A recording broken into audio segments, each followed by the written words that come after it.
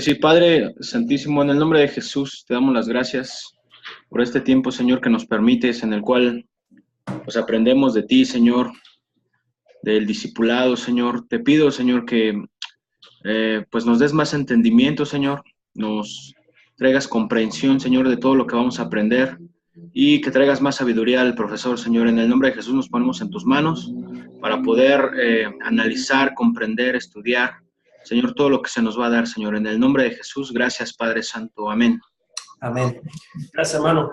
Dice que en esta clase nos vamos a enfocar mucho en un aspecto que a veces no se toma en cuenta, ¿no? Como somos muy metódicos a veces para hacer las cosas, llevamos muchos procesos para hacer las cosas y dentro de la iglesia igual, ¿no? Pero hay ciertos aspectos que como que no los tomamos en cuenta dentro del discipulado. Y esta mañana vamos a estar viendo un tema bastante interesante que tiene que ver con esta situación que, como les decía, como que a veces se nos olvida, ¿no? Como que no la tomamos mucho en cuenta o no le damos la importancia necesaria. Y el tema del día de hoy gira en torno al ambiente del discipulado. Hay mucho que decir acerca del ambiente, pero hay un punto crucial en cuanto a lo que es el ambiente del discipulado. Y lo primero que me gustaría que se entendiera es lo que tenemos aquí en pantalla, y es en forma de un ejemplo, ¿no? Normalmente una canción, si nosotros pensamos sobre todo allá afuera, ¿no? Las canciones que no son cristianas. Una canción para que sea un verdadero éxito, normalmente va a hablar de amor, porque pues de alguna manera todos nos identificamos con ese tema. Es algo común, es algo que a todos nos ha pasado, todos nos hemos enamorado, a todos nos han roto el corazón, por así decirlo, ¿verdad? Y entonces es un tema recurrente y casi siempre una canción exitosa contiene este tipo de temas. Pero cabe aclarar, y es importante entender esto, que generalmente hablan de un amor que no es enseñado en la Biblia, sino que es un amor pues simplemente que enseña el mundo. Y este ha sido el problema también para nosotros como cristianos, porque estamos tan familiarizados con lo que el mundo enseña acerca del amor, que lo vemos como parte que pensamos que sí, aunque ellos no conocen el amor en su totalidad, pues en algunas cosas tienen razón. Y entonces eso lo adoptamos a nosotros en nuestro cristianismo y pensamos que eso también es parte del amor. Pero me gustaría que viéramos una definición. Esta definición la hace Bill Hood, que es el autor del libro que hemos estado, pues, de alguna manera siguiendo. Y él dice acerca del amor: es una acción designada para el beneficio de otro. Esas son las palabras que él utiliza. Simplemente el amor es una acción designada para el beneficio de otra persona. Y me gustaría que aquí opináramos un poco acerca de esta definición, que ustedes contribuyeran si están de acuerdo o no con lo que esta persona dice acerca del amor, si le tendríamos que añadir algo más. Me gustaría que pudieran opinar ahorita, hermanos, acerca de esto.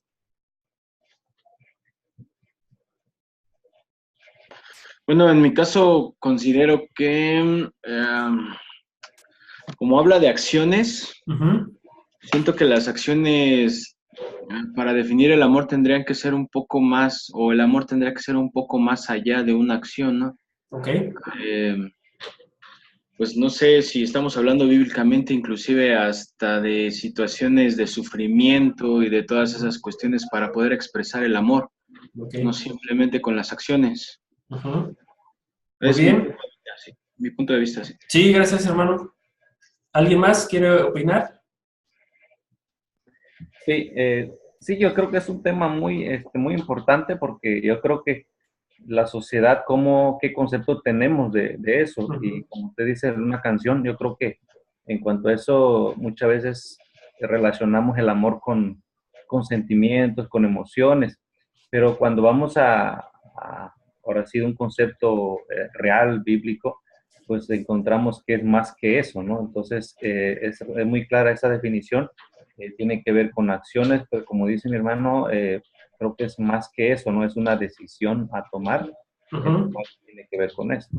Muy bien. Sí, fíjese que la definición como tal, como la pone así, tal cual, se me hace como muy general, ¿no? Y creo que es para donde va el hermano Juan José. Ok, sí, sí podemos decir que es una acción, pero ¿qué tipo de acción, no? ¿A qué se refiere con acción? Y cuando estaba yo pensando en esa definición, me vino a la mente o sea, digamos, comparándolo con la Biblia, porque siempre nuestro punto de comparación debe ser la Biblia. Me acordé del primer versículo que se me vino a la mente, quizás el versículo más conocido por todos, ¿no? Que es Juan 3:16. Dice, porque de tal manera amó Dios al mundo que, y es una acción, ha dado a su Hijo unigénito. Entonces creo que ahí entra lo que dice el hermano Juan José, una acción pues en sacrificio. ¿Para qué? Para el beneficio de otros, porque dice, de tal manera amó Dios al mundo que ha dado a su Hijo unigénito, y la razón es para que todo aquel que en él crea no se pierda, mas tenga vida eterna, el beneficio de los otros, ¿no? Sí, es una acción que implicó otras cosas, ¿no? Sentimientos, o no sé, pero implicó otras cosas. Sí, exacto, es lo que usted menciona, ¿no? Es como algo más allá. Ese es el asunto con esta definición, que la definición es como muy general, pero cuando hablamos del amor, sí implica una acción, pero es algo que va todavía, que trasciende más allá, ¿no? Porque yo puedo decir, pues yo amo a una persona y hago una acción por ella, pero la acción puede ser insignificante, puede ser cualquier cosa, y puede estar en beneficio de esa persona, pero no necesariamente es amor lo que yo siento por esa persona. Incluso yo con una persona que me encuentro en algún lugar, que somos desconocidos, digamos, por ser servicial, hago una acción en beneficio de esa persona. Entonces, no necesariamente estoy reflejando amor, no necesariamente estoy diciéndole que la amo a esa persona. Pero el ejemplo más claro es el Señor Jesús, y es nuestro Dios, ¿no? Que en una acción que, que influye en muchos aspectos, porque no es solamente una acción del Padre de dar a su Hijo, sino trasciende más allá, ¿no? Todo lo que implicaba el dar a su Hijo, pero al final, como tal, era una acción de demostrar que Dios ama al mundo. ¿Cómo lo muestra? Dando a su Hijo unigénito. Entonces, gracias, hermanos, por sus comentarios. El amor es clave para en un ambiente sano dentro del discipulado, porque este es el tema que estamos tocando, ¿no? El día de hoy, el ambiente del discipulado, y el amor es como la esencia del discipulado. Es como lo que pone realmente ese ambiente sano, ese ambiente propicio para que se desarrolle efectivamente el discipulado. Si estamos de acuerdo en que el amor en sí es una acción para beneficiar, una acción sacrificial, una acción de ayudar, de estar dispuesto a yo mismo sufrir incluso para el beneficio de otro, entonces debemos de tomar en cuenta que hay acciones que se deben de demostrar para que el amor sea parte del discipulado. Entonces, lo que vamos a ver ahorita es cómo yo reflejo ese amor a la persona, cómo yo creo ese ambiente de discipulado en donde el amor sea un reflejo de que es lo que está guiando al discipulado. Y vamos a encontrar varias acciones importantes, y cómo debemos tomarlas todas ellas en cuenta. Así que vamos a empezar con estas acciones que se deben de llevar a cabo para tener un sano discipulado, o generar un ambiente sano del discipulado. Primero es la confianza, mostrar y tener confianza. Esa sería la primera acción que debemos de tomar a cabo. Entonces, toda persona quiere confiar en alguien. No sé si a ustedes les ha pasado, pero yo en la iglesia me he encontrado con gente que como que no quiere confiar, ¿no? Y no solamente en mí, sino en general. Pareciera que no confía en nadie o no quiere confiar en nadie, pero es una necesidad. Yo necesito confiar en una persona. Por más que hayan de alguna manera dañado mi vida otras personas, y eso haya hecho que yo perdiera la confianza en ellos, yo siempre necesito confiar en una persona, ¿no? Entonces, cuando nos encontremos con personas así que parecieran duras, que no quieren confiar, realmente es una necesidad y estas personas la tienen. Entonces, Dios puso esa necesidad en nosotros, y dentro del discipulado si no existe una relación en donde haya confianza, es imposible llamarlo un discipulado. ¿Por qué es imposible? Simplemente por los temas que se van a tocar.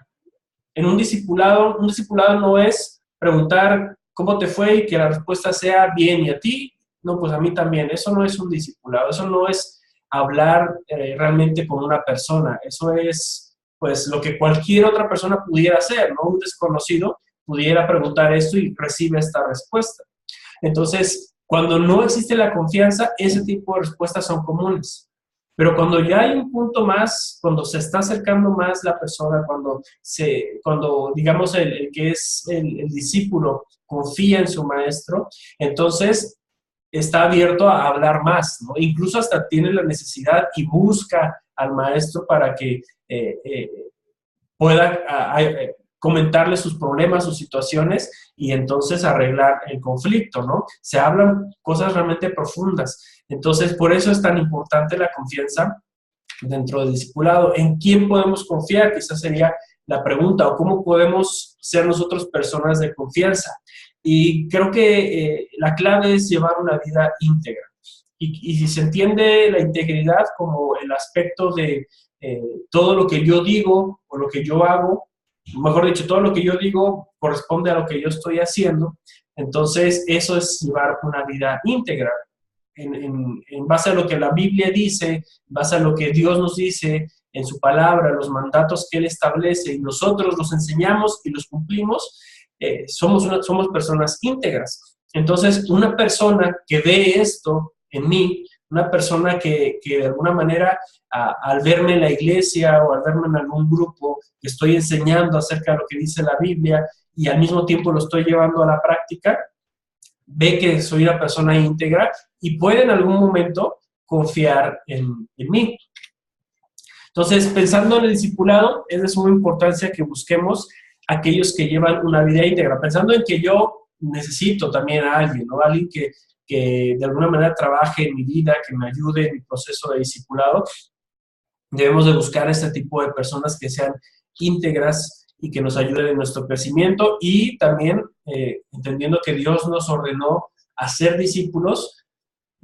Para facilitar este proceso, nosotros necesitamos llevar una vida íntegra delante de las personas. Entonces, la confianza es clave para la transformación de la persona que está siendo discipulada. Como sabemos, una verdadera transformación no sucede cuando se tratan temas superficiales, sino cuando se hablan problemas realmente profundos. Entonces, ya lo mencionamos esto. Sin la confianza, le aseguro que estos temas no van a salir a flote, al menos que usted sea un totalmente desconocido para la gente y esas personas vayan a su consultorio y tomen una terapia, ¿no? O sea, estoy hablando de los psicólogos. Ahí la gente se abre porque ni conoce a la persona. Entonces sabe que no es un asunto profesional y los temas no van a salir a la luz y no se va a complicar en lo absoluto. Pero el discipulado no es una terapia, no es un asunto de psicología, es un asunto de transformar vidas a través del evangelio. Entonces, cuando entendemos esto, necesitamos nosotros llevar una vida íntegra para que la gente realmente se abra con nosotros, confíe en nosotros. Y otro aspecto bien importante es que, y lo va a decir aquí adelante en una cita Bill, cuando yo enseño algo, si la persona confía en mí y yo le enseño a esa persona algo, la persona en general tiende a cumplir lo que yo le estoy enseñando. No sé si me explico aquí.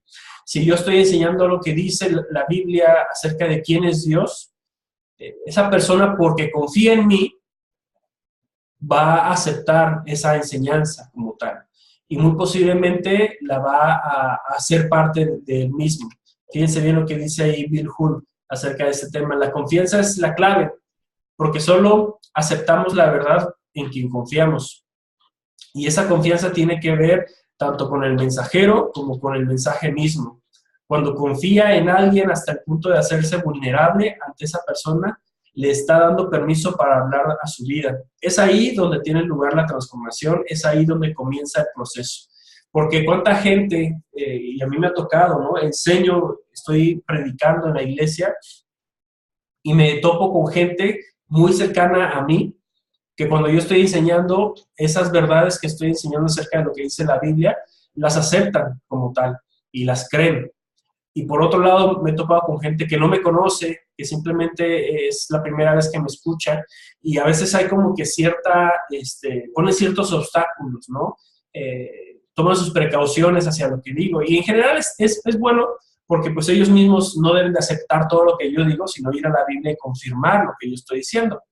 Pero esas personas dicen, no, él no me está hablando a mí, ese mensaje no es para mí, yo no creo lo que está diciendo esa persona, porque no existe ese nivel de confianza.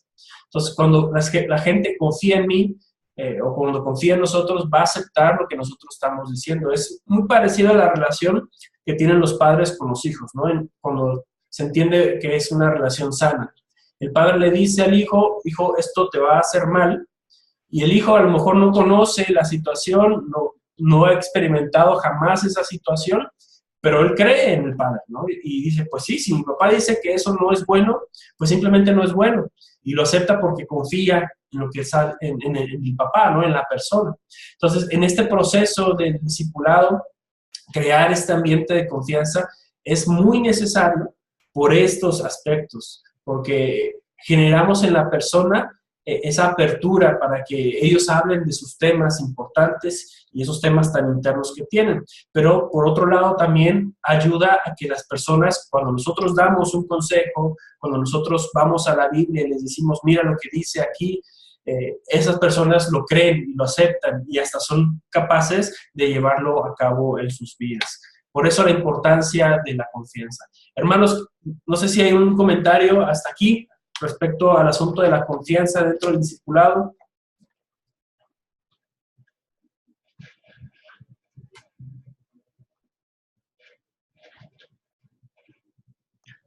Bueno, yo sí tengo un comentario.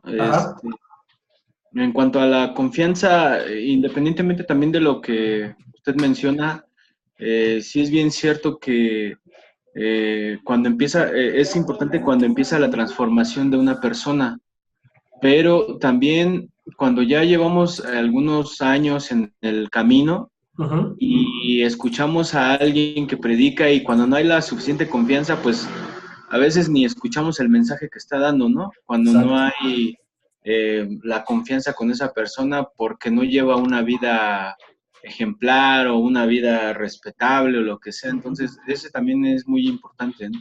Sí, sí, exacto. Y creo que va hacia y gracias hermano por el comentario, y va hacia los dos lados, ¿no?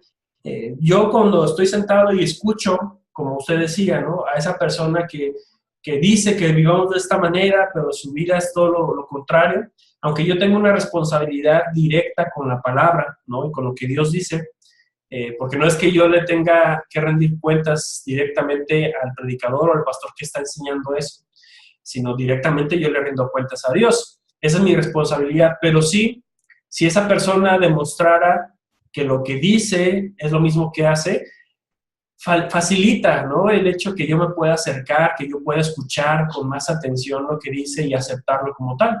Y por otro lado es igual yo, o sea, ¿qué responsabilidad tan grande tengo o tenemos nosotros, hermanos, que cuando enseñamos estemos viviendo ya lo que estamos enseñando? Ese ha sido siempre como una de las cosas que mencionan los pastores y los predicadores y maestros de los seminarios, es algo constante, ¿no?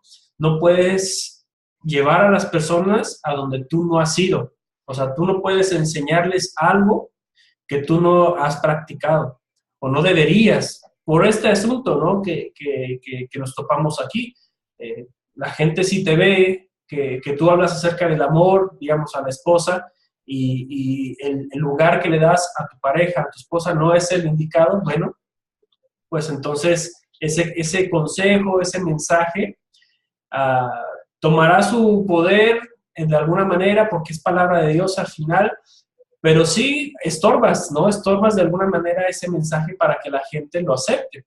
Entonces es necesaria la vida íntegra en todo momento, es necesario mantenernos firmes al Señor, por beneficio propio, obviamente, porque el Señor nos bendice, pero también por esto, ¿no? Porque si somos llamados al discipulado y sabemos que debemos tener discípulos, pero nuestra vida no es una vida íntegra, pues estamos obstaculizando el progreso de nuestros discípulos. Así que, como tal, es un requisito, no es una sugerencia, ¿verdad? La confianza no es una sugerencia para crear un buen ambiente en el discipulado, sino es un requisito totalmente. El segundo sería la gracia. Y de la gracia significa, pensando específicamente en el asunto del discipulado, tratar a otros mejor de lo que merecen. Eso es la gracia. Esta acción, sin duda alguna, es muy difícil de realizar, sobre todo con personas que son realmente difíciles de tratar. Y no solamente con personas que son difíciles de tratar.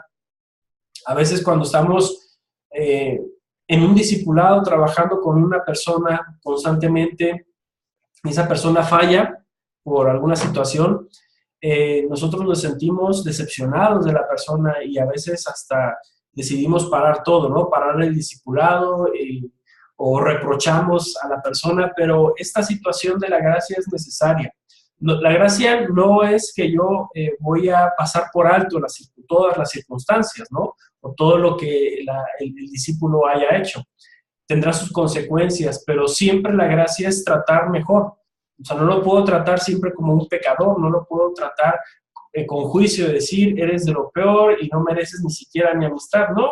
O sea, la gracia en el ambiente del discipulado refleja lo que Dios hace con nosotros todos los días, porque nosotros todos los días fallamos y nos equivocamos. Y el Padre sigue estando abierto a escucharnos, ¿no? Y abierto a abrazarnos con su amor. Entonces, es un trato que no merecemos. Y es lo mismo que nosotros debemos de hacer y crear en un ambiente del discipulado. Por eso es tan importante la gracia. Para esto, para el asunto, porque sí entendemos que es difícil, debemos de tomar en cuenta dos cosas. Uno, ya la mencioné, pensar en la gracia que hemos recibido de parte del Padre. Cuando tú constantemente piensas en la gracia que recibes de parte de Dios, no te va a quedar otra más que mostrar esa misma gracia a las personas, porque si no seríamos pues hasta hipócritas, ¿no? Yo sí recibo, pero no estoy dispuesto a dar, ¿no? Que Dios me perdone todos mis pecados, que Dios siempre refleje su gracia hacia mí, pero yo a la primera que me hagan, me enojo o simplemente rompo con la relación. No podemos ser de esa manera. Entonces, siempre debemos acudir a la gracia que nosotros hemos recibido de parte de Dios. Y segundo sería acudir a Dios para que nos ayude a manifestar esa gracia. Por lo mismo que decimos que no es tan fácil, necesitamos pedir de su ayuda. La gracia, como sabemos, la da Él. Entonces, Él es el que nos va a ayudar a nosotros a darla a otras personas. Así que debemos de tomar en cuenta estas dos cosas, pero la gracia debe estar presente siempre en lo que es el discipulado. ¿Algún comentario, hermanos, acerca de la gracia dentro del discipulado? ¿Alguna anécdota? ¿Algo que quieran comentar?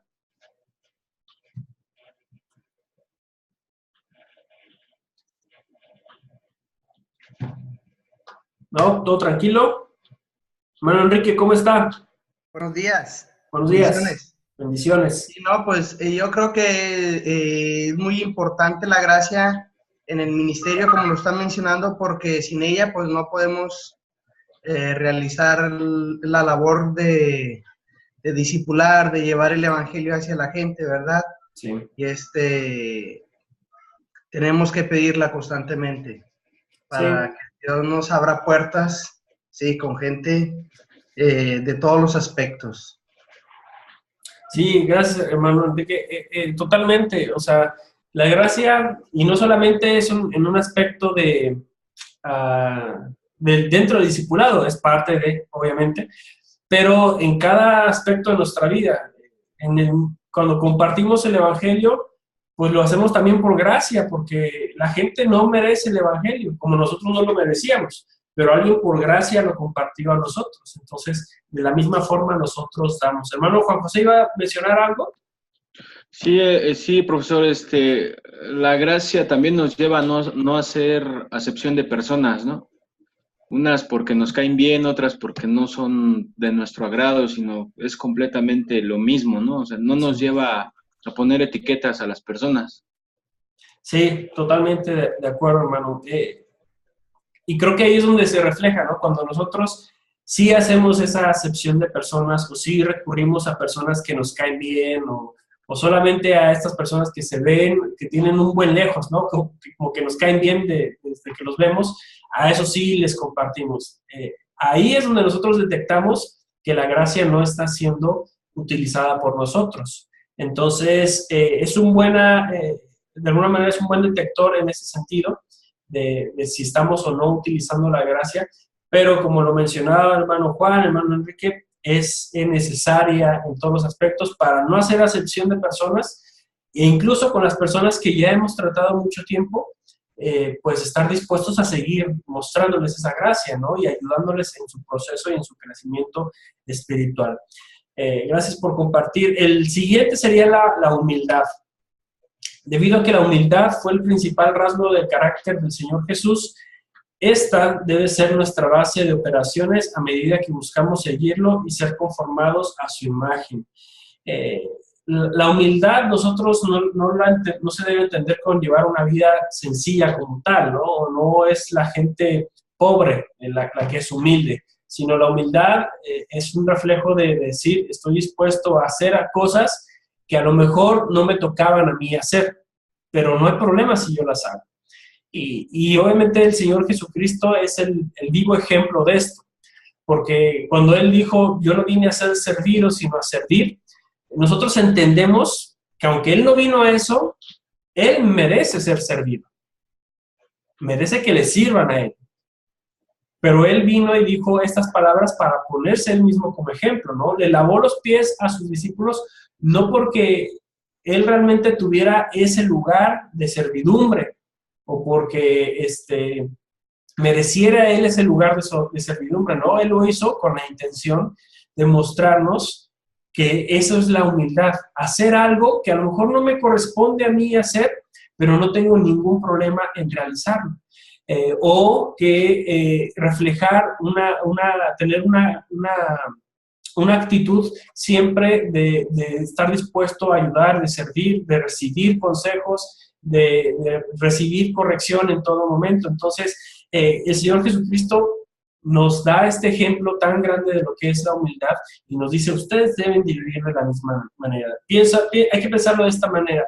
Si no hay humildad en nuestra vida, no va a haber sumisión. Si no hay sumisión, la relación de confianza no puede existir, y sin la relación de confianza no nos hacemos vulnerables, y sin la vulnerabilidad nadie puede influenciarnos, y sin la influencia no podemos cambiar. Entonces todo es como parte de, ¿no? Es un asunto integral. Tanto se necesita la gracia como se necesita la confianza y la humildad también. No puedo decir yo, ok, voy a tener gracia con los hermanos, voy a trabajar para que confíen en mí, pero la humildad es así, no. No puedo porque mi carácter no me lo permite. No se puede.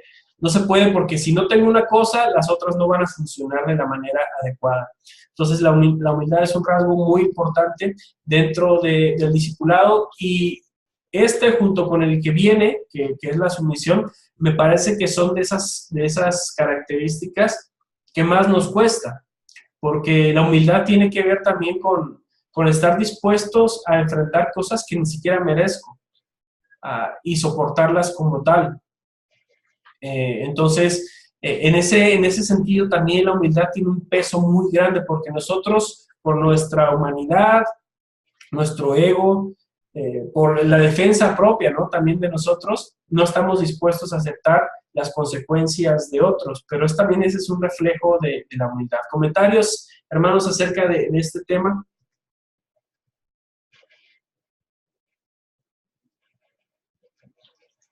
Bueno, la verdad creo yo son requisitos muy, muy básicos y prácticos, ¿no? Que tiene que hablar mucho en cuanto a nuestro carácter para con las personas con quien nosotros estamos discipulando.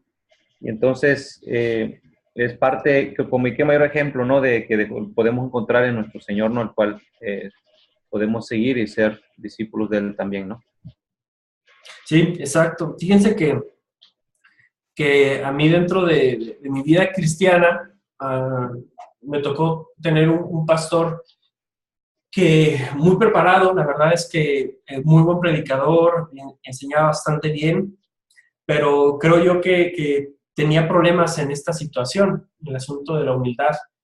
Y eso a mí, aunque no me correspondía juzgarlo por esa situación, pero sí dificultaba un tanto mi relación con él, en el sentido de esto, ¿no? De esta apertura, de tomarlo realmente a él como mi maestro y que yo fuera su discípulo, porque no reflejaba esta parte, ¿no? O al menos no de la manera en que se esperaría. Entonces, si yo después de tantos años en el ministerio me topé con una situación así y me costaba como acercarme a él, imaginémoslo, hay que imaginarnos cuando es una persona que está iniciando en el cristianismo, o ni siquiera es cristiano, ¿no? Se está acercando un poco a la iglesia o a nosotros, y nosotros no reflejamos la humildad. Entonces es muy difícil que esa persona se pueda realmente abrir o estar dispuesta a trabajar en un discipulado con él. Entonces, es un requisito, como lo mencionamos, sí, y son cosas que ya sabemos, ¿no? Que ya conocemos, que se han enseñado mucho, que nosotros la vemos en la Biblia con el ejemplo del Señor Jesucristo, pero seguimos fallando en lo mismo, en las mismas cosas. Entonces, es importante entender que si yo no estoy dispuesto a ser humilde, entonces no va a funcionar tanto el discipulado que yo voy a dar ni como el que yo voy a recibir. ¿Por qué? Porque si yo no soy humilde de este lado, siendo discípulo, pues qué de lo que me va a decir lo voy a tomar en cuenta, ¿no? Mi maestro, qué es lo que él va a mencionar, que esos cambios que me dice que yo debo de hacer, cuánto de eso voy a tomar en cuenta si no soy humilde para aceptar que necesito hacer esos cambios. Entonces, están esas dos partes, tanto se necesita siendo yo un maestro como siendo un discípulo. La humildad es más que básica en este aspecto. La siguiente es la sumisión. Y obviamente debemos entender la sumisión desde el punto de vista bíblico, no es un asunto de simplemente dejar ser humillado por otra persona, ¿no? O dejar que otra persona abuse de mí. Tiene que ver con otro aspecto. La sumisión del Señor Jesús hacia el Padre abrió la puerta para que todo un pueblo entrara por ella. Volvemos al mismo ejemplo del Señor Jesucristo, ¿no? ¿Cómo mostró el Señor Jesús su sometimiento o el ser una persona sumisa? Cuando Dios establece el plan de salvación y dice, tiene que ser a través de ti, o sea, a través del Señor Jesús, y el Señor Jesús acepta ese plan, acepta y lo lleva a cabo, por más que le costara, ¿no? Cuando él estaba orando al Padre, horas antes de ser entregado, y dice, Señor, que pase de mí esta copa, pero que no se haga mi voluntad, sino la tuya. Eso es sumisión total. Eso es estar dispuesto a hacerlo lo más duro posible en mi vida, o el sacrificio más grande de mi vida, con tal de mostrar un beneficio a las demás personas, o con tal de decir, yo me someto a la voluntad de Dios, ¿no? Entonces, obviamente el Señor Jesús, cuando estaba ahí en ese momento, a lo que realmente le tenía temor era a la ira de Dios, ¿no? No era tanto al castigo que iba a recibir físicamente por parte de los hombres, sino era que la ira de Dios, la copa de la ira iba a ser puesta en el Señor Jesucristo, derramada en el Señor Jesucristo. Entonces, el Señor Jesús dijo, aún así, aunque yo sé lo que me viene, lo que me espera, Señor, que no se haga tu voluntad, sino la mía. Entonces, la sumisión es algo necesario dentro del discipulado. Y no solamente someterme a lo que Dios dice o someterme a Dios mismo, sino también estar dispuesto a someterme a las personas, someterme a mis líderes, someterme a mis pastores, siempre y cuando haya un ambiente correcto, ¿no? En ese sentido, porque no puedo someter a un pastor que me está diciendo que haga algo que va en contra de la Biblia, o de lo que Dios dice, o de lo que Dios nos dice. Entonces, en ese sentido, nosotros debemos de tomar en cuenta que bíblicamente, si un pastor me pide que haga algo y va acorde de lo que dice la palabra, pues lo hago, me someto, cumplo con eso. Y cuando yo reflejo eso, pues entonces también las personas que vienen detrás de mí estarán dispuestas a someterse a mí. Entonces, por eso es tan importante este asunto de la sumisión. ¿Comentarios, hermanos, acerca de la sumisión?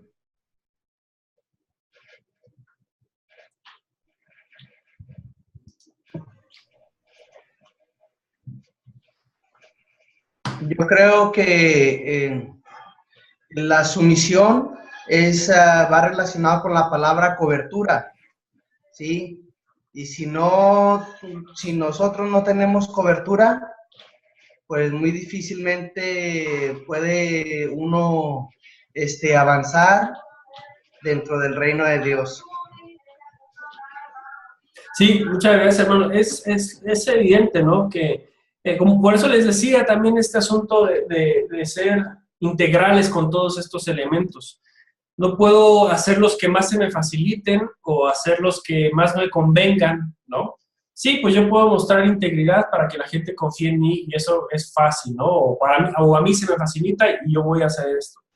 Pero someterme a otros, no hay forma. No puedo pensar, nuevamente, ¿no? Comento este asunto por la importancia que tiene. No puedo pensar que unas cosas sí las voy a llevar a cabo dentro del discipulado y otras no. Someterme me ayuda a crecer. Que yo me someta a las personas me ayuda a crecer, me ayuda realmente a desenvolverme en mi carácter como cristiano. ¿Por qué? Porque al final estoy siguiendo el ejemplo de Cristo.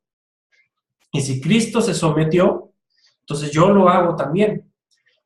Hay que recordar que nuestra meta es llegar a la medida de Cristo, de cómo se comportó Él, de cómo vivió Él. Entonces, si yo no agarro estas cosas, estos ejemplos, esta parte del carácter de Cristo, que es la sumisión, que fue someterse a la voluntad del Padre, entonces no voy a llegar a esa medida, no voy a llegar a esa altura. Y si yo siendo un maestro no enseño, no me someto y no enseño acerca del sometimiento, pues jamás esa persona a la cual yo estoy instruyendo va a hacer lo mismo. Entonces necesitamos trabajar cada una de estas áreas y todas son igual de importantes, ¿no? No hay unas primordiales, las que estamos viendo aquí son todas, ellas son necesarias y hay que acordarnos, ¿no? Todo esto, todas estas acciones, ¿no? La acción de confiar, la acción de mostrar la gracia, de la humildad, de la sumisión y la que vamos a ver ahorita de la afirmación, tienen que ver con esas acciones que nosotros hacemos para crear un ambiente de amor dentro del discipulado. Entonces, cuando yo entiendo que el amor son acciones que tienen que ver con a veces sacrificio, sufrimiento, dar de más hacia las personas para su propio beneficio, entonces debo tomar en cuenta que estas cosas son parte de ese ambiente que se crea de amor para que las personas que están a mi alrededor crezcan en su relación con el Señor. Y el último que vamos a ver el día de hoy es de afirmación. Y creo que también este es un aspecto que se batalla bastante, o por lo menos yo lo he visto bastante en la iglesia que falta el asunto de la afirmación.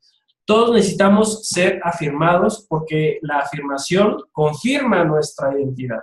La afirmación es saber que otros aprecian nuestro esfuerzo y nuestra contribución y que al final nos aprecian como personas, ¿no?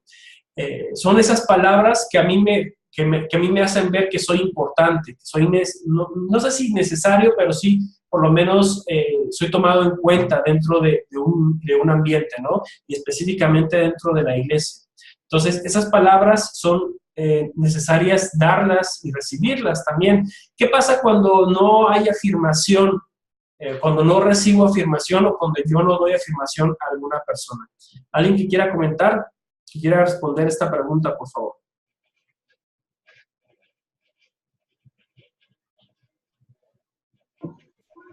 Bueno, cuando hay afirmación, ahí se crea una seguridad en esa palabra que se le está declarando esa afirmación. Uh-huh. Muy bien. ¿Alguien más? ¿Será que la afirmación cultiva la confianza? Uh-huh. Sí, ¿verdad? Sí. Sí, es un asunto de decirle a una persona, oye, estás haciendo bien las cosas aquí. Entonces, eso a esa persona le va a dar esa confianza, esa seguridad de seguir adelante, ¿no? De entender, bueno, entonces soy bueno para esto y sigo trabajando en este sentido. Entonces, cuando tenemos discípulos, necesitamos afirmarlos constantemente. ¿Qué pasa cuando no hay afirmación? Bueno, por lo general, si no existe la afirmación de otros hacia nosotros o de nosotros hacia otros, tendemos a afirmarnos a nosotros mismos.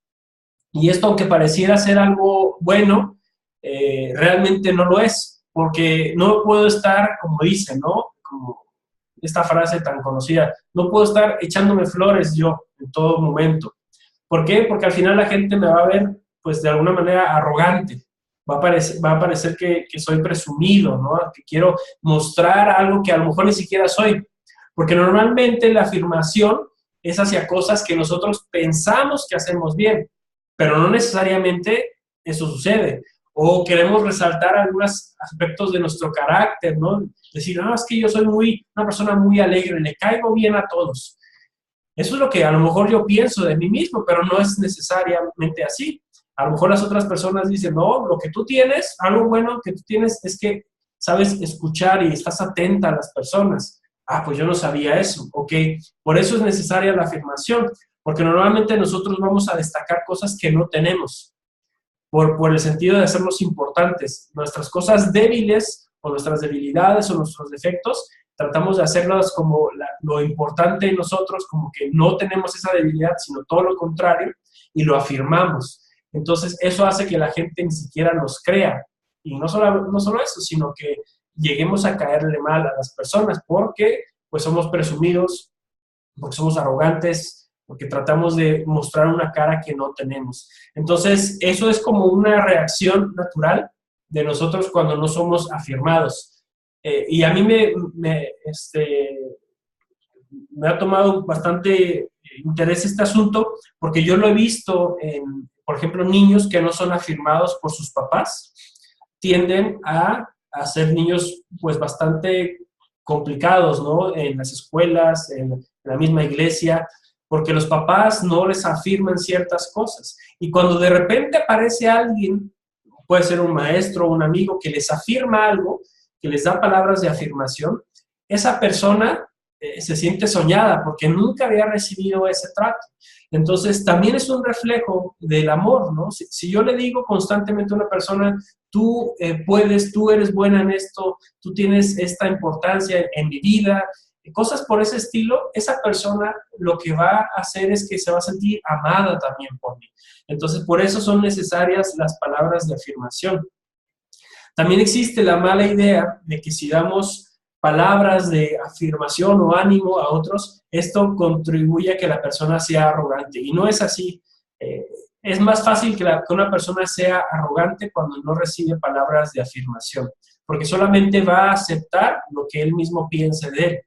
Entonces, por eso es importante que nosotros entendamos que no es un asunto de vamos a contribuir para que esa persona sea presumida o arrogante, no. Es necesario para que esa persona se sienta amada. Por eso la importancia de la afirmación. Vamos a ver un ejemplo bíblico en cuanto a lo que es la afirmación o cómo deberíamos hacerlo nosotros.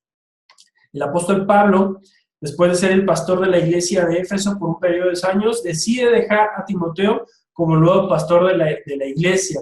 Y esto sin duda alguna creó bastantes conflictos porque, bueno, vamos a hacer la comparación. Yo sé que la comparación no es buena, pero para que entendamos un poquito la circunstancia de Timoteo. El apóstol Pablo inicia la iglesia en Éfeso, la confirma y le da cierta madurez a la iglesia y entonces después de 2 años él continúa en su vida como misionero y deja a Timoteo. Obviamente, y nosotros lo vemos, ¿no? O sea, si nosotros pensamos cuál sería el ejemplo máximo de un creyente trabajando en la obra del Señor del Nuevo Testamento, pues vamos a decir que Pablo, ¿no? ¿Cuál es una de las personas que trascendieron y ayudaron a la trascendencia del cristianismo y a la iglesia del primer siglo?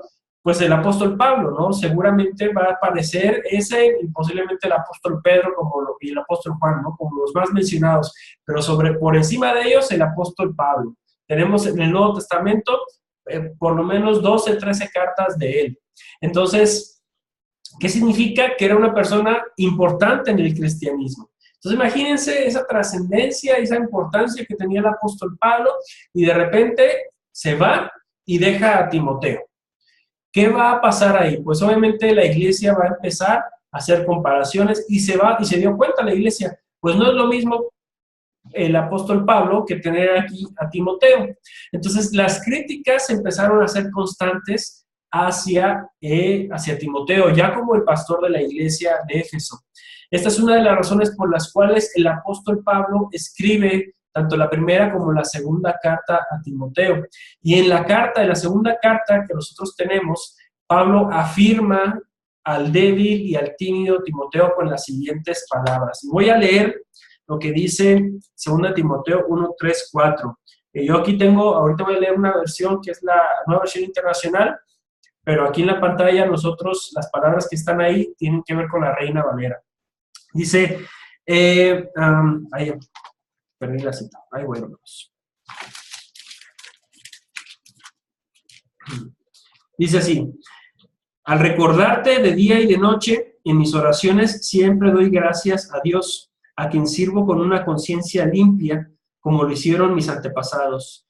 Y al acordarme de tus lágrimas, anhelo verte para llenarme de alegría.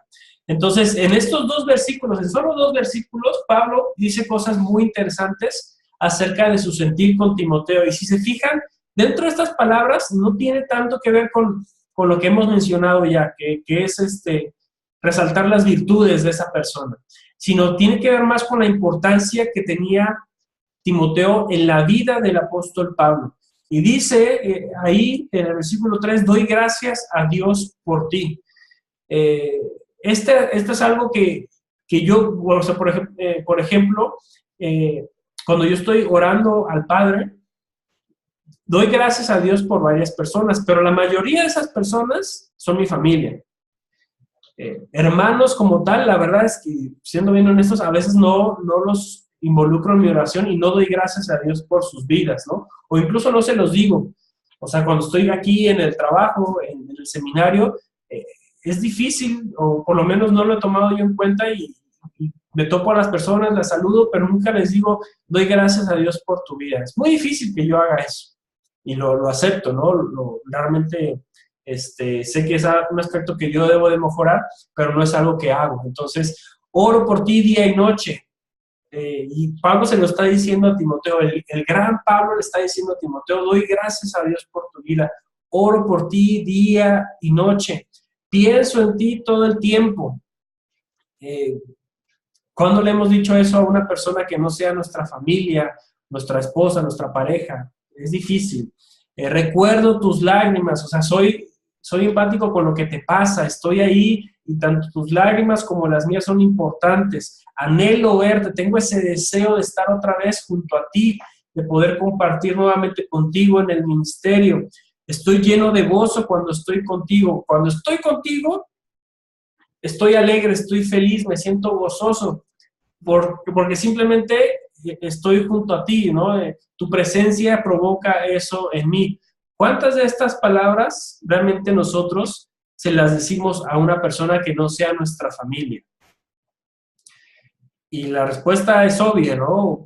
Al menos de que me encuentre aquí alguien que sea muy bueno en este asunto de la afirmación, pero es algo que no hacemos constantemente. No decimos estas palabras. No es algo que nosotros en nuestro vocabulario esté, y a pesar de que es posible que lo estemos sintiendo, ¿no? Que realmente estoy con un hermano y me gozo de estar con él, pero me cuesta expresarlo. Entonces, estas palabras, por más que yo le pueda decir a una persona, tú eres bueno en esto, tú sabes hacer aquello, estas otras palabras confirman más mis sentimientos hacia esa persona. Y le estoy dando a entender lo importante que esa persona es para mi vida. Y si las decimos nosotros a nuestros discípulos, creo que todavía son más impactantes. Porque a lo mejor no es lo mismo que yo se lo diga a mi maestro o a mi pastor. Quizás se lo digo y lo acepta y le da gusto escucharlo. Pero que yo se lo pueda decir a un discípulo, todavía trasciende más. Estas palabras que le da el apóstol Pablo a Timoteo son para ayudarle en su fortaleza, para ayudarle en su carácter y que pueda enfrentar los problemas que él estaba viviendo en la iglesia. Y los problemas de la iglesia de Éfeso no eran solamente hacia la persona de Timoteo, sino que también había problemas doctrinales. Entonces, había ciertas filosofías que se estaban involucrando ahí en la iglesia de Éfeso. Así que cuando Pablo escribe a Timoteo, no es solamente para que él se anime y él se sienta bien consigo mismo, sino para que arregle estas dificultades en el ministerio, arregle estas situaciones dentro de la iglesia. El problema de Timoteo era fuerte, la situación que estaba viviendo era muy compleja. Y cuando le da estas palabras, seguramente la manera de enfrentar a la iglesia y los problemas que se estaban desarrollando cambió de parte de Timoteo.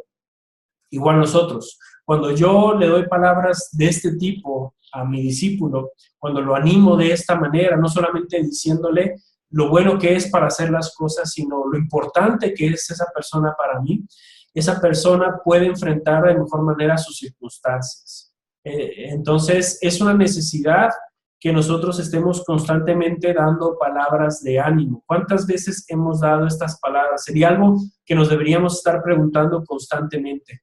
¿Cuántas veces estoy yo expresando estas palabras a mis hermanos, a mis discípulos? Entonces necesitamos meditar en eso, necesitamos constantemente pensarlo para que entonces el aspecto de la afirmación sea aprovechado de la mejor manera dentro del discipulado. No sé si alguien quiera comentar algo acerca del asunto de la afirmación, hermanos, y el ejemplo que vimos del apóstol Pablo.